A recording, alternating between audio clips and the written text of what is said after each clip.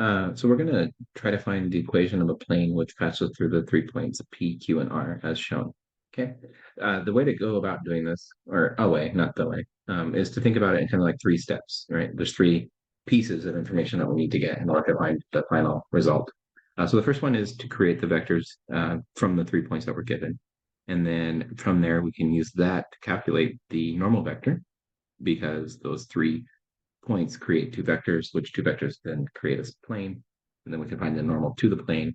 Once we have the normal to the plane, then we can go ahead and write the equation of the plane. Okay, so it's kind of the general idea or the general process that we're going to go through. It doesn't matter where you choose from. I usually choose whatever point is given first as a starting point. One thing to notice about vectors in particular is that, in notationally speaking, when we write PQ, so I'm going to take a vector from P to Q, the first letter is like where we're starting at, and the second point is where the vector is pointing to. So if we were going to draw these out, the tail of the vector would be here at P and would be pointing at the point Q. And I'll draw that out in a second. But to do this, we're going to subtract the distances between these. So we're going to take Q and we're going to subtract it from P. And so we're going to get -3 minus 2 gives us a -5. 2 minus 0 gives us a +2, and then 1 minus 6 gives us another -5. So that is our vector PQ, and then our other vector is going to go from P to R. Okay, so we're going to go PR, and following the similar fashion here, I'm going to take 2 and take away 2, so that gives me 0. 3 minus 0 gives me 3, and then 2 minus 6 gives me a -4. So the orientation of the vector, remember, vectors have both the magnitude and direction. So it's really important that we're specific or understand the directions that our vectors are pointing in. Okay. The good news is now that we have our two vectors, we can use them following the cross product to create the normal vector. So our normal vector for these two vectors is going to be the cross product of PQ crossed with PR. Okay.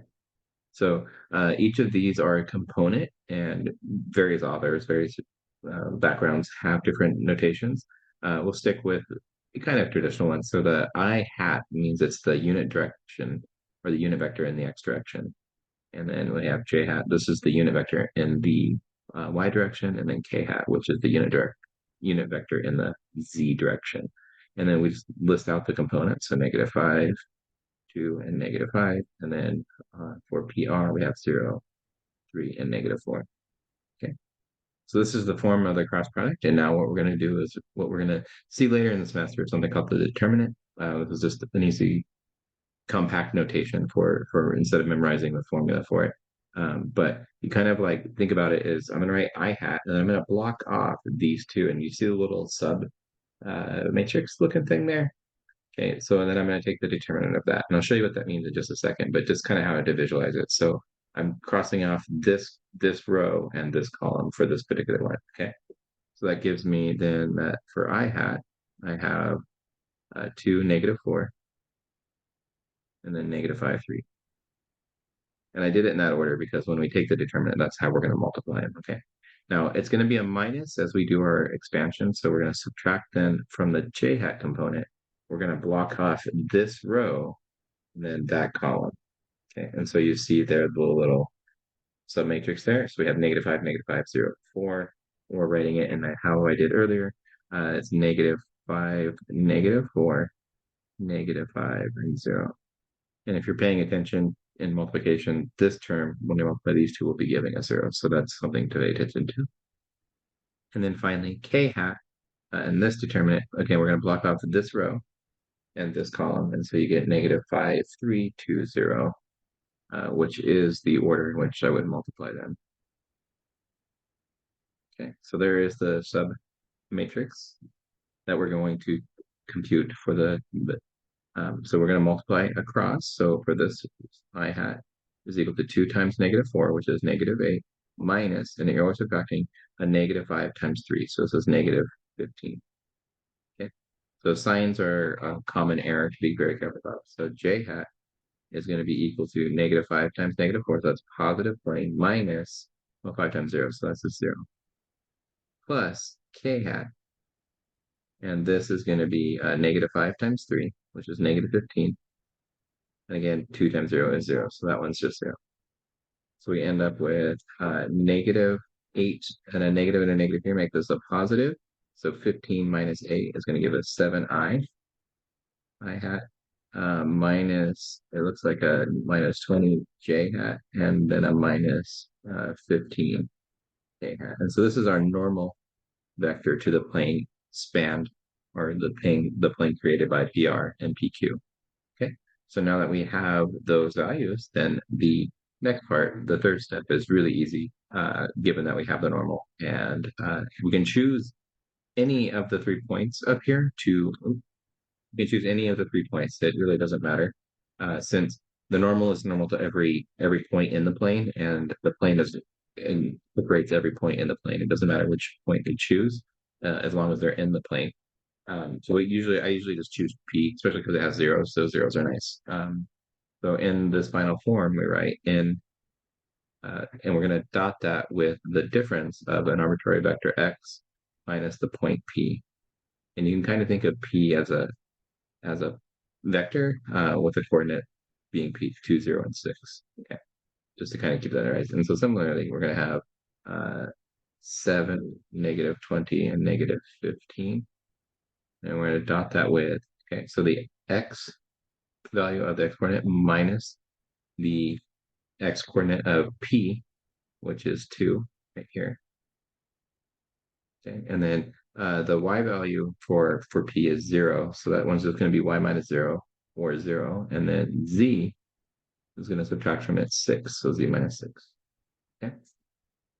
And then as you may have seen before or saw in class earlier, or maybe exploring now, the dot product between these is just going to be component-wise, meaning I'm going to multiply 7 times this term. The negative 20 is going to multiply to that term, and then the negative 15 is going to multiply to that term. Okay, and this is all going to equal 0. Okay, so that's the formal plane. This in times or in dot, the difference of these two is equal to 0 is the standard form for the equation of the plane. Okay, so we'll eventually move all the constants over to the one term and just keep the coefficients of the variables. Okay, so negative 7 times x minus 2 is this first term. We're going to add to it a negative 20 times y. And I'm just keeping the negative 20 with it. And then we're going to add to that for the sum comes from the dot product. Normally we just write that as a minus, but just to keep everything up. So we have negative 15 times z minus 6. And that's going to equal 0. Okay. Distributing through, we get that this is equal to negative 7x plus 14 minus 20y and negative 15z. And then negative 15 times 6. Well, 15 times 4 is 60, plus 2 more lots of 60. So what is it, 90? So plus 90. Okay. And a negative and a negative. All right. I feel like I made a sign mistake somewhere. Anyway, all right. So combining like terms.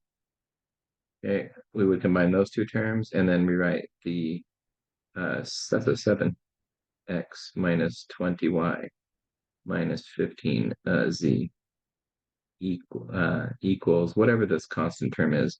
I'm going to pause real quick and see where my mistake was.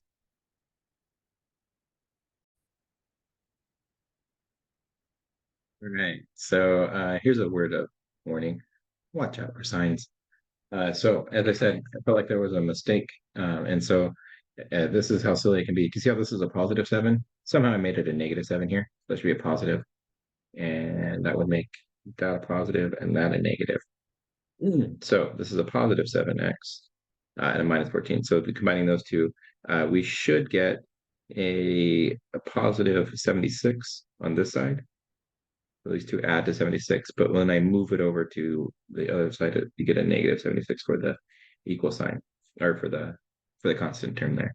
Okay, and so our equation of the plane then is 7x minus 20y minus 15z equals negative 76. So that would be the equation of the plane. So I think the most important thing from this particular experience is to really be careful of the signs. I think that's probably more often than not where the mistakes occur, rather than just not knowing what to do or how to do it. So, given 3 points, how do you find the equation of the line or through the equation of the plane through those? Here's a way of going through it with the 3 steps. Okay. All right. See you next time.